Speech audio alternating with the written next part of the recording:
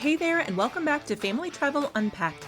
I'm your host, Melissa, and in case you're new here, you can always find tons of detailed destination guides, travel tips, hacks, and more on my website, thefamilyvoyage.com. And if you've been enjoying the show, be sure to hit follow wherever you're listening so you never miss an episode. So yesterday, I grabbed coffee with a friend of mine who lives here in Columbus. She's been doing a really solid job building up a points and miles strategy from scratch. She has some of the fundamentals down. She's earning points, she's got a couple of the right credit cards, but when it came to actually using those points and making all the various credits work together, she was kind of spinning her wheels. She couldn't quite figure out how to turn what she had into a real trip that her family would love. And honestly, that conversation is what inspired today's episode, because I think a lot of people are in that exact position. You've heard the terms, you've maybe even gotten a card or two, but translating points into an actual itinerary for your family on your actual dates, that's where it can get complicated. So today I'm going to walk you through exactly what it looks like in practice, using our upcoming Portugal trip as a real-life case study. We're leaving next week for spring break with our 2 kids, and I can't wait to report back on how everything went. But for now, I'm excited to pull back the curtain on the decisions, the trade-offs, the specific programs, and the exact redemptions that I used to pull it all together. Even if you don't have Portugal in the works, the strategies I'm going to talk about today will definitely give you ideas for other destinations because they're the same no matter where you're going. One quick note before we get started. If you're newer to the points and miles world and some of what I covered today feels like it's coming out of left field, you might want to hit pause on this episode and go back to listen to episode 7 first. That's where I cover the fundamentals. And episode 8 is all about credit card treasure hunting, which will come up today too. Links to both of those episodes are in the show notes down below. Now let me start at the beginning, how we ended up with Portugal on our plans in the first place. Our spring break falls in mid-March, and we always do something warm and beachy over winter break with our extended family, so another visit to Europe felt like the right fit. The challenge with March is that the weather in a lot of Europe is genuinely unpredictable. You could get lucky, or you could get rained on for a week straight. I'm super jealous of you guys who have your spring break in mid-April. That's a lot easier. Now, Portugal tends to be milder and more manageable than a lot of other European destinations in March, and it's been on our list to visit for years. So the destination choice was pretty easy, but the logistics were a lot messier. I started planning last spring, assuming we could leave the Thursday night before spring break begins. Our kids are in middle school, and missing a Friday here and there isn't usually a big deal, especially if it's the last day of the term. The airfares I was seeing for that Thursday departure were pretty reasonable, open jaw flying into Lisbon and out of Porto to minimize our ground transportation. We were all excited about it, and we checked out books from the library and started sketching out our plans. I really like to start working on these bigger trips a year out because it gives us the best chance of locking in flights and hotels at reasonable rates. And then the school sent home the band calendar for the following year. Concert Thursday night. Both kids, non-negotiable. I mean, talk about a buzzkill, right? So all of a sudden, my Thursday departure's gone, and I'm looking at Friday. And Friday is a whole different story. The prices were higher, the itineraries were worse, and I had to completely rethink my approach. Okay, so let's talk about those flights. I want to walk you through both directions because they were completely different experiences in terms of booking. I'll begin with the flight home from Porto to Columbus because that was surprisingly the easier piece of the puzzle. There's really only one carrier that was offering an itinerary that made any sense, and that was United. It worked out to 40,000 United miles per person in economy. Is that a great redemption? Nope. But I'd call it acceptable. I've had alerts set on Points Yeah and Google Flights since I booked it, hoping that something better would come up. And so far, nothing has. I used United miles that I'd accumulated from a few different United credit card welcome offers last year, and I'm at peace with it. I'll mention here that just the other week, United announced some big changes that have made it close to a requirement to hold one of their credit cards if you want to book award travel through them. So check out the show notes for an article that I wrote breaking all of that down. Now for the outbound leg. Booking our flight to Lisbon was a true saga. I spent a lot of time racking my brains, but I really couldn't figure out a great way to get there. When I finally booked our flights back in September, the best I could get was 40,000 miles per person from Cleveland, and that's a 2-hour drive from our house. Everything from Columbus was at least 60,000 points in economy, and when you multiply that by 4 people, you're looking at a huge chunk of points for flights that aren't even in a premium cabin. I was really frustrated, but I booked the Cleveland flight just to have something in place, and I promised the family that I'd keep looking. I was still cranky about that Cleveland flight for months. I mean, who wants to drive 2 hours, then deal with 2 flights, including a layover in Newark, and still pay 40,000 points per person? Literally, the only thing that I liked about that itinerary is that it got us to Portugal without totally bankrupting our point stash. Now, the conventional advice in this situation is to book a separate repositioning ticket. That's a cheap flight from your home airport to a bigger gateway city like New York's JFK, where the award availability tends to be much better. Either you can find the same economy ticket for fewer points, or you can use the same number of points and step up to business class.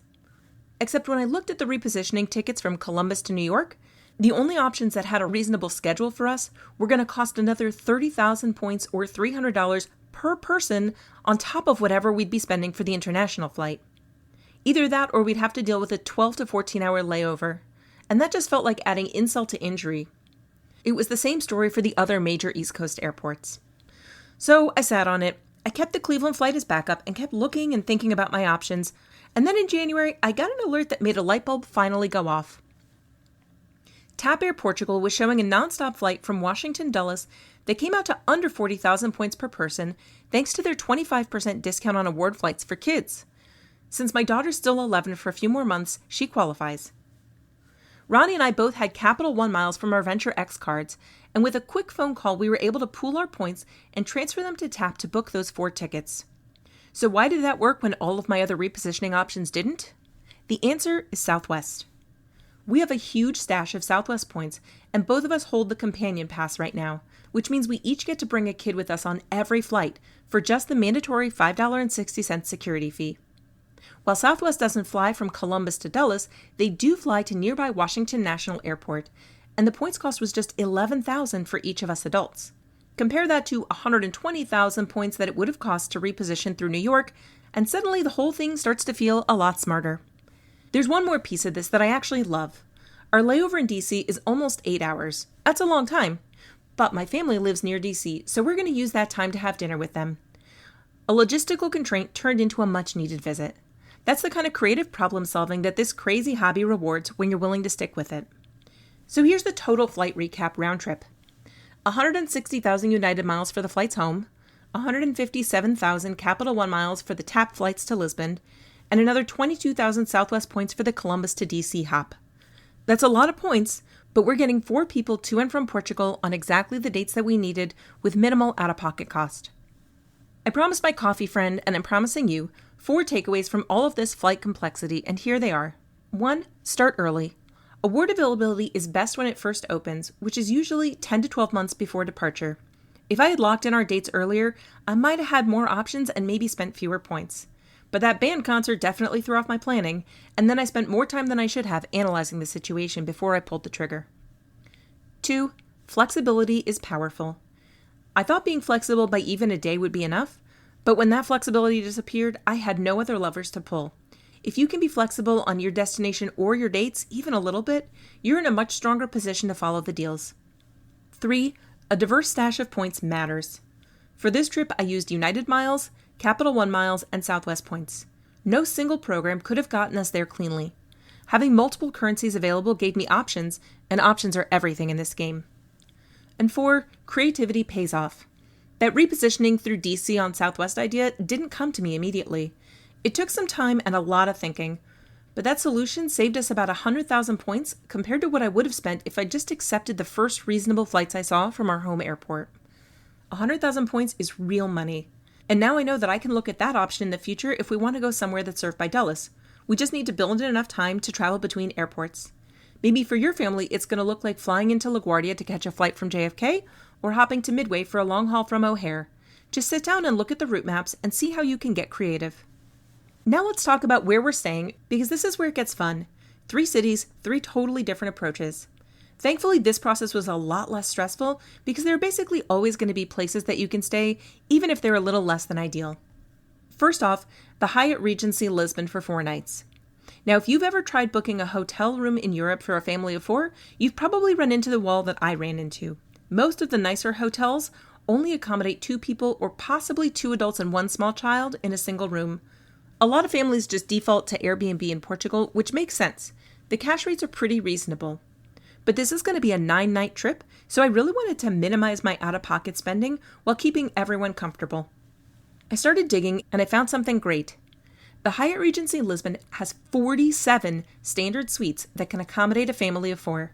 And we're talking about a 700 square foot unit with a kitchen and laundry. It's basically an apartment and there's tons of availability. I did notice something interesting when I was booking. Our kids are 11 and 14 right now, and the configuration works fine. I also tested the Hyatt site to see what would happen when they're 12 and 15, and it still allows the booking. But once my daughter hits 13, the Hyatt website won't allow it. If that becomes an issue down the road, the best workaround is to book for 3 adults and then call the hotel directly to price out adding a 4th person. There's definitely enough space there, it's just a matter of those occupancy restrictions. Now here's the part that makes this a really special redemption. The Hyatt Regency Lisbon is currently a Category 4 property. That means a standard suite runs 24,000 World of Hyatt points per night, or if you've earned a suite upgrade award from past stays, you can combine that with just 15,000 points per night, and that's what I'm doing. Now for context, a lot of those Chase credit cards that I talk about on this show, the Sapphire Preferred, Sapphire Reserve, and the different ink cards, those offer welcome bonuses between 75,000 and 150,000 points. So a single welcome bonus could cover a huge chunk of that stay. Now full disclosure, last week Hyatt broke a lot of hearts, including mine, when they announced changes to the award chart. Later this year, the Hyatt Regency Lisbon suite will cost 29,000 points per night as a standard amount, but with a range of 21,000 to 34,000 points depending on the date. If you have one of those suite upgrade awards to use, the range will be 12,000 to 25,000 points per night. I still think it's an incredible value, but I don't want you to be caught off guard if you go to book this specific property. Unfortunately, you'll see that type of change across the board at Hyatt's in May, so now's a great time to lock in places that you want to visit in the next 13 months. Almost all award bookings with Hyatt are cancelable with no penalty, so there's no downside. Now moving on to a happier topic, after Lisbon, we're spending one night in Cascais, a small town just west of the city along the coast. I've heard it's super charming, and I'm excited to experience a different kind of Portuguese town. There aren't any hotels right in the area we wanted to stay that participate in a points program, so we had to try a different approach. I went into the Capital One travel portal, and I used part of Ronnie's annual $300 travel credit from his Venture X card to book us a nice big family room right by the water. It was the same price we would have paid on Expedia, but our out-of-pocket cost was $0. And I want to say something about that Venture X credit because I think it's underused. The Capital One travel credit isn't flexible the way some credits are. You do have to book through their portal, but what I love about it is that it applies to basically anything. Hotels, Airbnb-style apartments, rental cars, tours, activities. So if you've been putting off booking something because it felt like a splurge, that credit's a great way to just do it. And if there's any expense beyond that $300 credit, you'll earn 5 to 10 points per dollar that you spend within the portal. Then you can turn around and apply those points directly to the charge on your statement to defray another part of the cost. This is one of the big strategies that I recommended to my friend over coffee because her family loves to ski and they're usually renting a car wherever they go and then staying in a condo. Instead of paying for the whole thing out of pocket with cash, they could book that condo or the rental car through the Capital One travel portal to use a $300 credit, earn more points on whatever they're doing, and then erase the cost with their points. Now, Porto was the trickiest piece of the accommodation puzzle. It has the same problem as Lisbon. The hotels where we'd want to use our points only have rooms for 2 or maybe 3 people. And when you have to book 2 rooms for your family, those redemptions start to look a lot less attractive. I've been looking at Airbnbs and I was finding decent options in the $800 range for 4 nights. Not terrible, but still a chunk of cash that I'd rather keep in my pocket. Then I remembered the City Strata Elite card that Ronnie had opened in December. It's not cheap, it's close to $600 a year, but here's the benefit that made it work. The card comes with a $300 hotel credit every calendar year that can be used to book a stay of at least 2 nights through the city travel portal. So I logged in on December 31st and I booked the first 2 nights. Then I logged back in on January 1st and booked the next 2 nights. Same property, same room. 2 separate bookings, 2 separate $300 credits. I've already spoken with the property directly, and they assured me that it'll be treated as one continuous stay. Our out-of-pocket for those 4 nights in Porto came out to around $350. Compared to the $800 Airbnbs I'd been eyeing, I'll take it. And this card has already paid for itself in other ways before we even get on the plane. We've used additional credits like American Airlines and Blacklane car service, and when you add it all up, the math is clearly working in our favor for this first year, even with that $595 annual fee. By the way, what I ended up booking was a spacious 2-bedroom, fully serviced apartment. Honestly, it's the best of both worlds. It has all the space and flexibility of a rental apartment, but without the uncertainty you can sometimes get with Airbnb and the out-of-pocket expense that goes with it.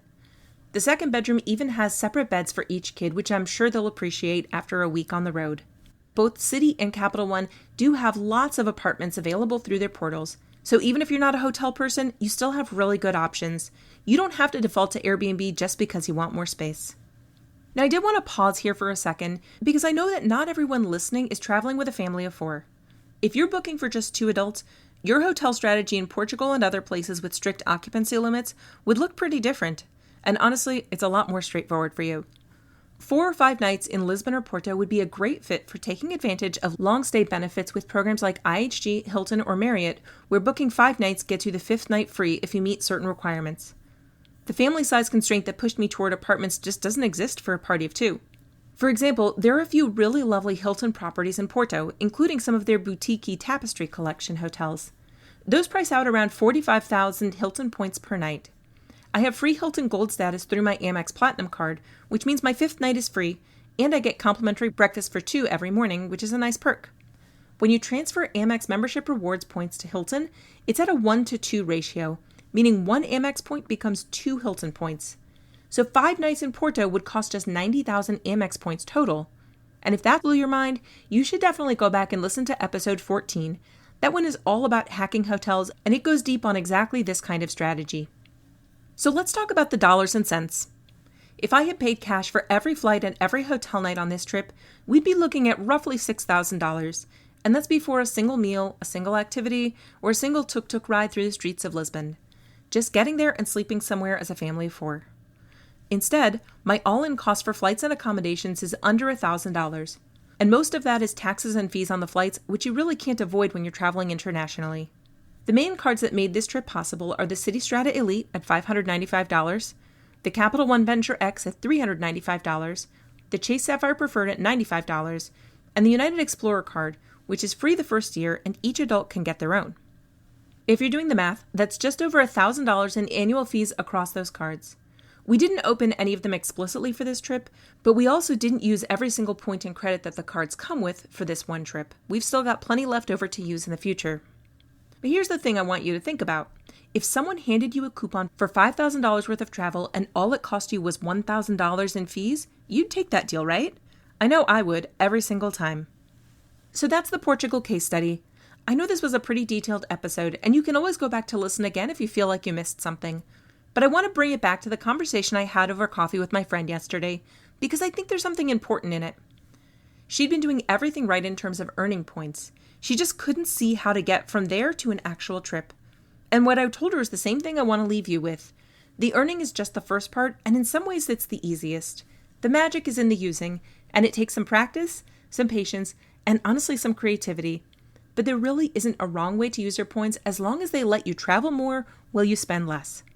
Start early, be flexible where you can, build up diverse points balances across a few programs to give yourself options, and don't just accept the first option you see. Sometimes the best answer is hiding in a combination of things that you wouldn't have thought to put together. If you want more details on any of the specific programs or cards I mentioned today, there are links down in the show notes to the articles I've written that go a lot deeper. And if you have questions about your own situation, like my friend did over coffee, the best place to find me is at thefamilyvoyage.com/free travel. You'll find tons of resources there, and you can always leave a comment at the bottom with your question. Thanks so much for spending time with me today. Until next time, safe travels!